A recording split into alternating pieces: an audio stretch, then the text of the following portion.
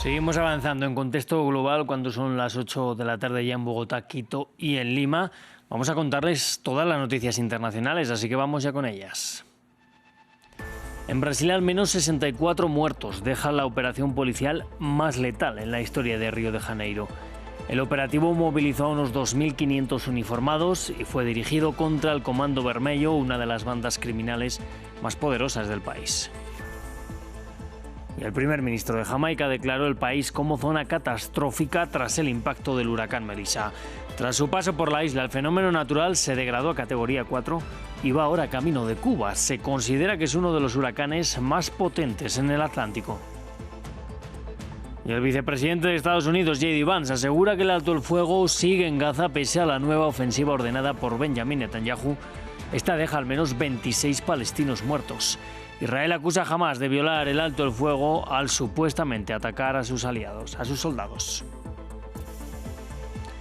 Bueno, y en los deportes vamos a hablar del Masters 1000 de París porque el español Carlos Alcaraz, el número 1 del mundo, debutó con derrota y ahora pone en riesgo terminar el año en lo más alto del ranking. No nos olvidamos tampoco de los latinoamericanos y la victoria del brasileño João Fonseca. Esto lo vamos a tratar en minutos con Juan Popiales. Vamos a hablar también de economía, en concreto de Apple, porque la compañía del iPhone se convirtió este martes en la tercera empresa en superar el hito bursátil de $4 billones en la bolsa de Nueva York. Los detalles y los números los revisamos también en minutos con Juan Pablo Lucumí. De momento vamos con las noticias.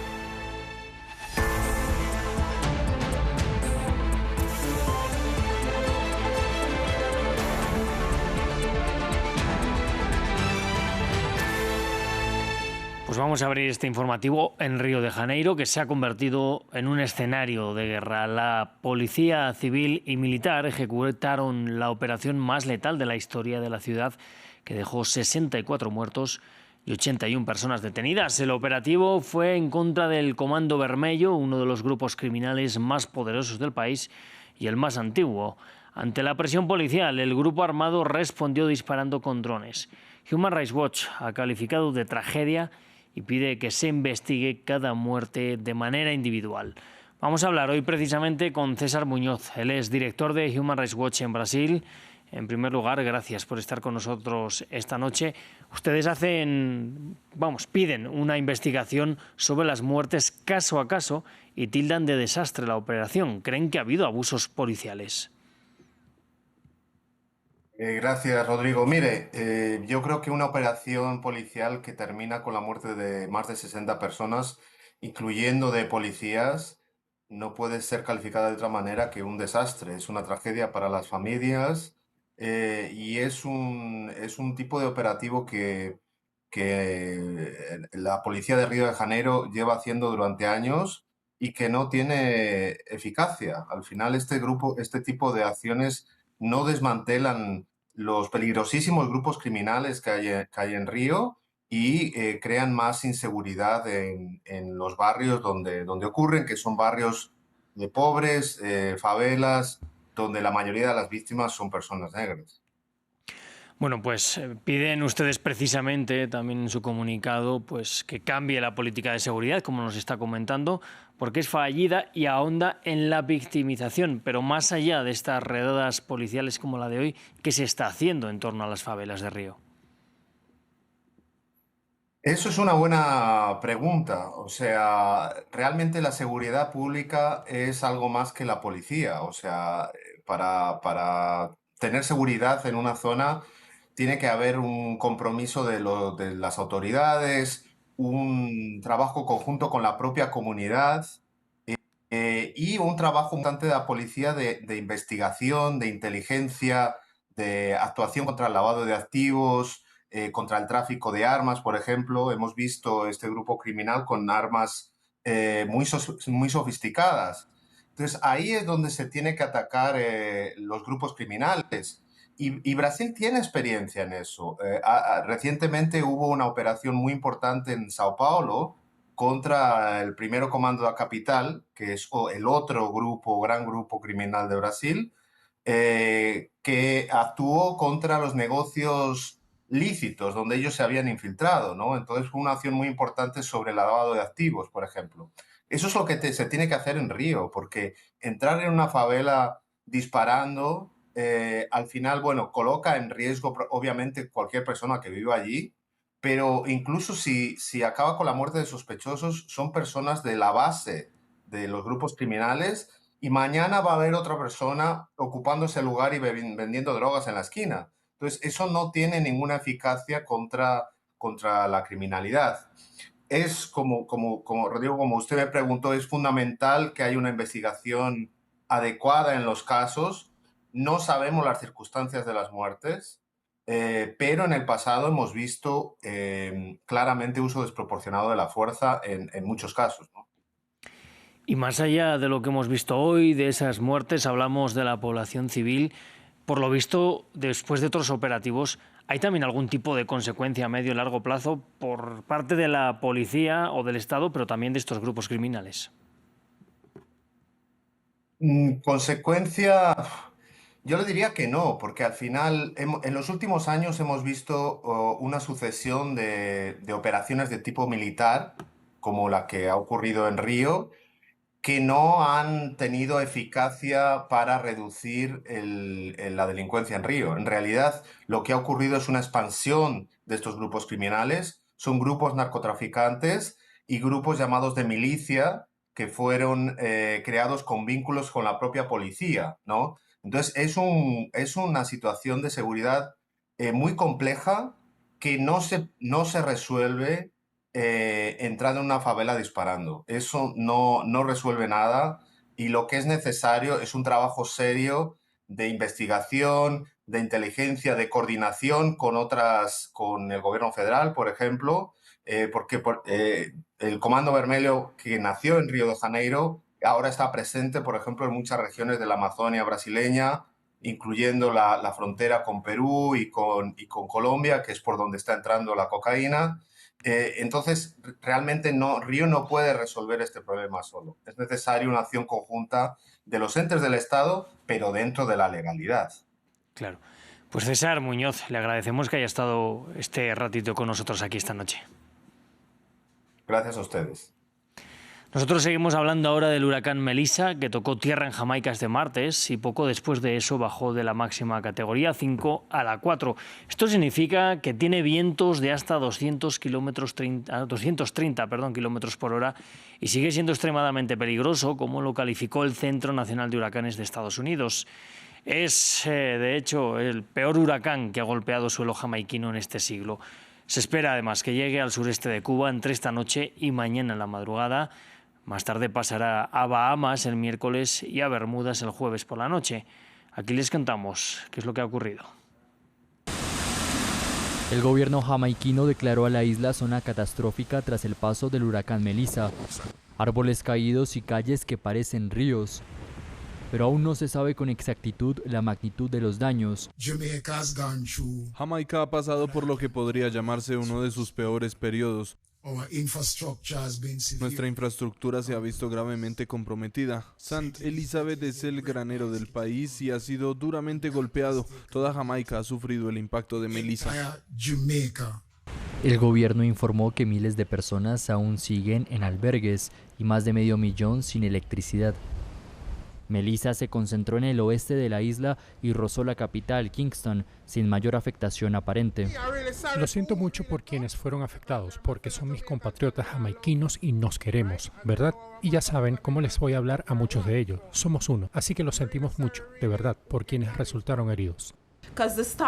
La tormenta parecía estar desapareciendo y si lo miras sería como si nos encontráramos con algo peligroso que simplemente se desvía y se desplaza, llevándolo a casi toda la zona rural.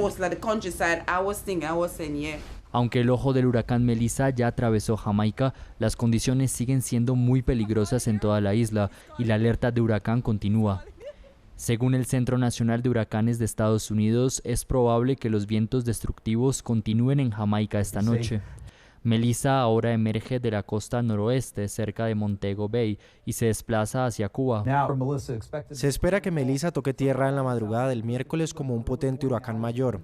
Por lo tanto, se esperan vientos destructivos generalizados cerca de su núcleo a medida que avanza por el sureste de Cuba. Aunque debilitado levemente a un huracán de categoría 4, Melissa es el tercer huracán más intenso observado en el Caribe después de Vilma en 2005 y Gilbert en 1988. Y en Colombia, la policía anunció la detención de Simeón Pérez Marroquín, alias El Viejo, en relación al asesinato del precandidato presidencial Miguel Uribe. Según las autoridades, Marroquín habría sido el encargado de planear, ejecutar y ordenar el sicariato del senador Uribe. También sería el enlace con el grupo disidente de las antiguas FARC, la Segunda Marquetalia, por lo que la policía indicó que a hoy la hipótesis más fuerte es que esta estructura criminal habría determinado el homicidio.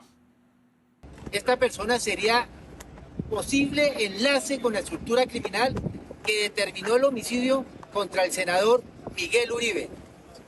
A hoy, la hipótesis más fuerte es que la estructura criminal determinó el homicidio que sería la Segunda Marquetalia.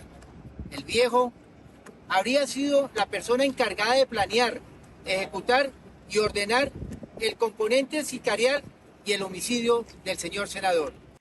Bueno, dejamos América Latina para irnos hasta la Franja de Gaza. Allí Israel ha matado al menos a 26 palestinos en la renovada ofensiva ordenada por Benjamin Netanyahu. Pese a ello, el vicepresidente de Estados Unidos, J.D. Vance, asegura que la tregua sigue adelante. El gobierno israelí acusa a Hamás de atacar supuestamente a sus soldados en el sur del enclave y romper de ese modo la tregua. El grupo islamista negó que tuviera conexión con los hechos en Rafah y anunció que aplazó la entrega del cuerpo de otro rehén prevista para este mismo martes. Nos lo cuenta Valentina Torres Sánchez. Los bombardeos volvieron a iluminar la noche en la Franja de Gaza. Benjamin Netanyahu volvió a poner a prueba el alto el fuego. Tras consultas de seguridad, el primer ministro Netanyahu ordenó al ejército llevar a cabo ataques contundentes en la Franja de Gaza de inmediato. La oficina del primer ministro no aclaró a qué se debió la autorización, pero más temprano denunciaron que Hamás había disparado contra soldados en Rafah. No obstante, el grupo islamista negó los señalamientos y se declaró comprometido con el acuerdo logrado. Hamás se había comprometido a entregar el cuerpo de otro rehén a Israel este martes, pero aplazó la operación por los ataques israelíes. Esto luego de que Israel denunciara que los restos recibidos el lunes pertenecían a Ofir Sarfati, un rehén cuyo cuerpo fue rescatado parcialmente por el ejército israelí a finales de 2023. Las fuerzas de defensa de Israel rescataron su cuerpo de Gaza en noviembre de 2023 y posteriormente fue enterrado por su familia en Israel.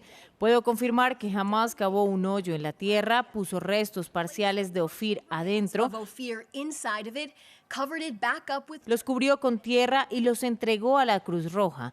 El ejército captó la secuencia entera con un dron militar. El gobierno de Tel Aviv advirtió de serias repercusiones contra Hamás. De otra parte, y en medio de toda la tensión, continuó la búsqueda de los cuerpos de secuestrados que aún están desaparecidos y las brigadas Al-Qassam, el brazo armado de Hamás, anunciaron la recuperación de los restos de otro rehén en Han Yunis. Nos vamos hasta Corea del Norte, que lanzó una prueba de misil de crucero en su costa oeste. Justo un día antes de que el presidente Donald Trump llegue a Corea del Sur, la agencia estatal norcoreana de noticias, KCNA, especificó que se trató de un misil con capacidad nuclear mar-tierra. Agregó que los están mejorando para poderlos disparar desde barcos y que esta es una acción para disuadir a cualquiera que pretenda atacarlos. La prueba se dio justo antes de que Donald Trump llegue a Corea del Sur, donde se va a reunir con su homólogo chino, Xi Jinping. Bueno, cerramos así el informativo, pero ya vamos con todos los deportes. Pues como decíamos, vamos con los deportes que hoy vienen cargados de tenis, concretamente con el Masters 1000 de París. Y para contárnoslo está aquí conmigo en el estudio ya mi compañero Juan Pupiales. Bienvenido, Juan. Rodri, muchísimas gracias. Venga, vamos a comenzar eso con el Masters 1000 de París y una muy mala noticia para Carlos Alcaraz. Efectivamente, Carlos Alcaraz, el que es el número 1 del mundo, debutó con derrota en esta segunda ronda del que es el último Masters 1000 de la temporada. El ibérico cayó a manos del británico Cameron Norrie, que celebra que por primera vez en su carrera le gana a un jugador que está en lo más alto del ranking. Norrie, quien es el número 31 del planeta, remontó ante el ibérico por parciales de 4-6, 6-3 y 6-4 y espera al vencedor del duelo, ese duelo de primos que tendríamos entre Bachero y Randernech en una reedición de la que fue la final de Shanghái. Vimos a un Alcaraz bastante errático con 54 errores no forzados y que pone ahora bajo amenaza a su número 1 ante el italiano Jannik Sinner. En pantalla, otro duelo, el que ganó el brasileño Joao Fonseca, de 19 años, quien dejó en el camino al canadiense Denis Shapovalov. Victoria por pizarra de 5-7, 6-4 y 6-3. Y eso que comenzó el segundo set entregando el servicio.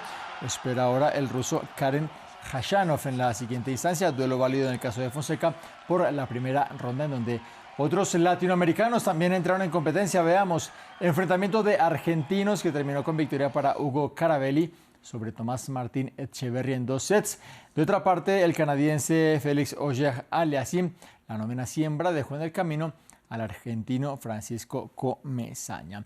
Este miércoles entra en competición Sinner, lo hace ante el belga Bergs y ahora podría volver al número 1 si se queda con el título en la capital francesa. Al respecto habló en rueda de prensa antes de esa derrota de Alcaraz y no se mostró muy convencido. Es imposible. Honestamente no estoy pensando en ello en este momento. Será una meta para el próximo año. Este año no está en mis manos, digámoslo así. Este año hemos conseguido cosas increíbles y ahora solamente quiero terminar la campaña de la mejor manera posible. Si puedo hacer algo grande, maravilloso. Si no, ya hice algo grande este año. Bueno, quién sabe, Juan, si quizás ha cambiado de intenciones ahora que ha visto que su rival pues ya no está en el torneo. Un jugador de ese nivel siempre va por lo más grande a lo que pueda aspirar, sin duda alguna. Bueno, pues veremos cómo acaba este Masters 1000 de París. Nos vamos ahora al fútbol. Comenzamos con Copa de Alemania. Sí, Rodri, el Borussia Dortmund, que avanzó a la tercera ronda de ese torneo luego de imponerse a domicilio al Eintracht de Frankfurt en una Serie A partido único. Se adelantaron los anfitriones en los pies de Ansgar Knauf con asistencia de Mario Götze, ex del Dortmund y campeón del mundo, el autor de ese gol que le dio la victoria a su selección en 2014. Minuto 7 y hubo que esperar al periodo complementario para la igualdad parcial en los pies ahora de Julian Brandt, una de las figuras de este equipo. Anotación al minuto 48 y se llegó así a la instancia de los penaltis. Fallos, el primero que veíamos del japonés Doan y posteriormente el del argentino Jaibi para el Eintracht Frankfurt, que perdió por 4-2. La celebración del que terminó siendo el héroe de la noche, el portero visitante, el portero del Dortmund, Gregor Kobel, que detuvo ese último lanzamiento. En otros marcadores, todavía en el viejo continente, la jornada en Italia. Hablamos ahora de ese triunfo del Napoli en casa del Lecce y que le permite a los del sur mantenerse como líderes en este inicio de la novena fecha. En Bérgamo hubo empate entre el Atalanta y el Milan. Terminamos este repaso del viejo continente con la Copa del Rey, en donde el Ourense de la tercera categoría eliminó por 4-2 al Oviedo de la primera división en esta primera ronda del torneo del knockout, como se lo conoce. Esta noche vamos a conocer al primer finalista de la Copa Suramericana aquí en la región. Atlético Mineiro recibe a Independiente del Valle, empate a 2 en la ida, resultado en directo. Estamos llegando al descanso, victoria parcial para el conjunto brasileño por 2-0. Ya tendremos el jueves la otra llave entre Lanús y Universidad de Chile, empate a 2 en la ida. Venga, Juan, pues ahora vamos con fútbol practicado por mujeres. Nos tenemos que ir también al viejo continente, ¿verdad? Tenemos allí Copa de Naciones. Así es, y en las jornadas, ya en las instancias definitorias, España, que son las vigentes campeonas, van a defender su título luego de haber superado en las semifinales a Suecia. Victoria este martes por la mínima como visitantes ante las nórdicas. Anotación que llegó al minuto 75, Aitana Bonmatí, que abría banda derecha para Claudia Pina, todas jugadoras del Barcelona, y la delantera que pisó el área para encontrar a su compañera a Alexia Putellas, quien remató la jugada a la perfección. Repite la que es la 2 veces ganadora del Balón de Oro, que marcó en la ida 2 dianas en esa victoria por 4-0. Pitazo final. Balance positivo para la nueva seleccionadora española Sonia Bermúdez, quien debutó en esta llave, y la escuchamos. Bueno, estamos contentos con el trabajo del equipo. Sé que hoy hemos podido estar un poquito más espesas, pero estamos contentos con el global, con el cómputo general de los 2 partidos. 5 goles a favor, 0 en contra. No podemos pedir más en este debut de todo el staff y contentos. La roja, que buscará revalidar el título ante una Alemania que empató a 2 en su visita a Francia en Caen. Las hermanas ganaron por la mínima en la ida, hicieron buena esa victoria y ahora esa final que se va a jugar a ida y vuelta entre España y Alemania. 28 de noviembre, ida, vuelta el 2 de diciembre. El partido decisivo que se va a jugar en el Estadio Metropolitano, en el barrio de San Blas, a las afueras de la capital española. Tenemos que hablar también de la Liga de Naciones femenina de la Conmebol. Tuvimos segunda fecha, empate a 2 entre Uruguay y Argentina. Chile goleó a Bolivia. Venezuela saltó la casa de Paraguay y Colombia ganó como visitante a Ecuador. Las cafeteras son líderes con puntaje perfecto, único equipo que hasta ahora ha conseguido ganar todos sus partidos. Bueno, pues enhorabuena desde luego para las cafeteras, Juan. Muchísimas gracias por este repaso. Como siempre, un placer. Venga, volvemos más adelante con más deportes. No se vayan, porque damos paso también a la economía. Y en economía vamos a hablar de una gira, en concreto de la de Donald Trump por Asia, pero primero vamos a presentar a mi compañero Juan Pablo Lucumí, que ya está aquí preparado también para contárnoslo. Bienvenido. Buenas noches, gracias por la bienvenida. Venga, Juan Pablo, pues vamos a hablar precisamente de Trump, ¿verdad? Está de gira por Asia, ha ido a Corea del Sur y ahí ¿qué es lo que va a pasar? Creo que se va a encontrar con Xi Jinping también. Así es, con Japón, recordemos, logró un acuerdo de inversión por $490.000 millones en Estados Unidos, además de confirmar que por lo menos 20 empresas niponas esperan desarrollar proyectos relacionados con minerales críticos e inteligencia artificial en la Unión Americana. Pero analistas han advertido que puede que estas firmas de acuerdos tan exitosas como lo califica Washington, puede que no se den en Corea del Sur. Trump busca que Seúl inyecte $350.000 millones en Estados Unidos, pero los coreanos explican que una inversión directa de dinero podría desestabilizar su economía y en cambio han ofrecido a Estados Unidos un préstamo en su lugar. Todavía está por verse qué logra el presidente estadounidense en Corea del Sur, pues en Japón la meta estaba por lo menos $60.000 millones por encima de lo que en realidad se pactó, y eso que era un escenario un poco más sencillo. Con Corea la brecha podría ser incluso mayor. Con toda esta información como contexto, los principales indicadores de la bolsa de Tokio y la de Seúl retroceden en la mañana del miércoles en esa latitud mientras se consuma la reunión de Trump, pero además porque Corea del Sur está atrapada en un arancel del 25% sobre los automóviles, lo que pone a fabricantes como Hyundai y Kia en desventaja frente a los competidores japoneses y europeos que enfrentan un 15% de tarifas. La tensión entre presidentes también es alta y el nuevo mandatario coreano asumió el cargo en junio y tuvo una cálida reunión con Trump en la Casa Blanca en agosto. Pero ha habido puntos de tensión desde entonces, en particular una redada de inmigración en Estados Unidos en una planta justamente de Hyundai en Georgia, en septiembre. En ese momento, más de 300 surcoreanos fueron detenidos, lo que provocó indignación y una sensación de traición. Son muchas las aristas a revisar en esta gira de Trump. Pasó por Malasia, salió a Tokio y ahora le espera a Seúl. Dacil Lanza nos resume lo más reciente de esta jornada. Veamos. Trump visita Japón para proyectar fuerza en la región. Con la primera ministra japonesa, Sanae Takaichi, firmaron el martes en Tokio un acuerdo marco para asegurar el suministro de tierras raras. Quiero colaborar con el presidente Trump para construir una nueva era dorada de la alianza entre Japón y Estados Unidos. Sé que están aumentando su capacidad militar de forma sustancial y hemos recibido sus pedidos de una gran cantidad de nuevo equipo militar y saben que fabricamos el mejor equipo militar. El acuerdo llega tras el endurecimiento de los controles de exportación de tierras raras de China en octubre y la amenaza de Washington de responder con aranceles del 100%. Takaichi y Trump se dirigieron luego a la base naval estadounidense Yokosuka en la costa oriental de Japón. Japón nos respeta. Si ven lo que está sucediendo en todo el mundo, nos están respetando de nuevo. De ahora en adelante, si estamos en una guerra, la ganaremos. Entraríamos, arrasaríamos con países que no deberían haber entrado. Japón alberga la mayor concentración de poder militar estadounidense en el extranjero.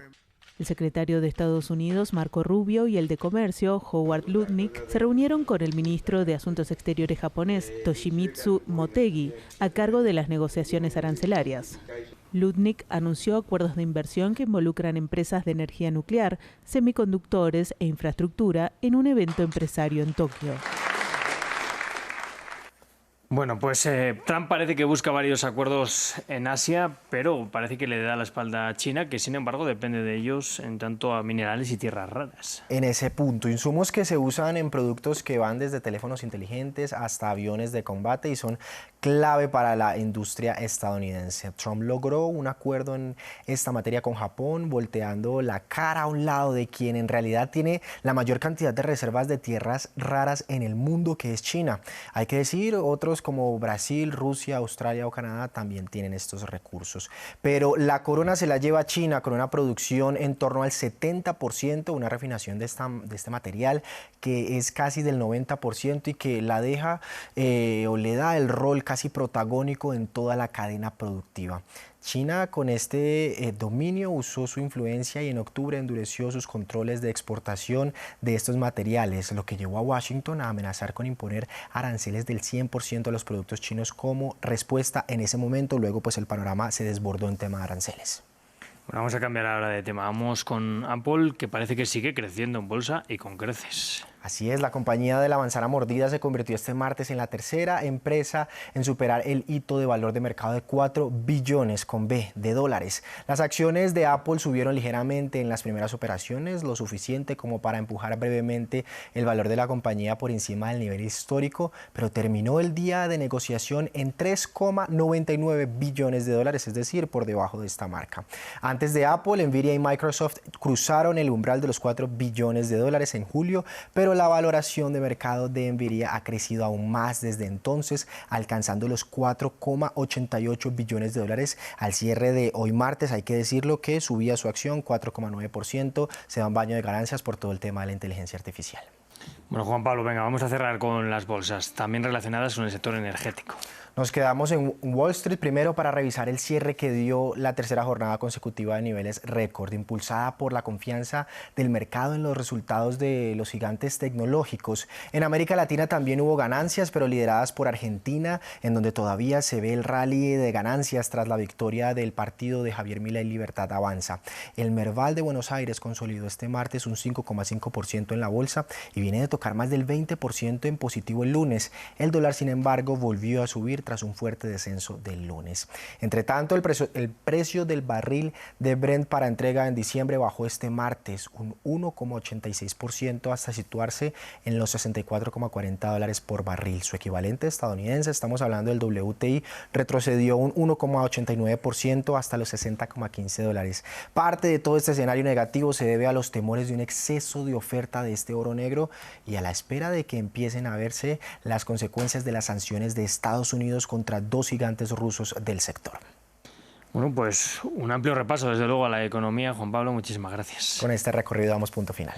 Venga, nosotros vamos a seguir aquí en apenas un par de minutos con más información, así que no se vayan.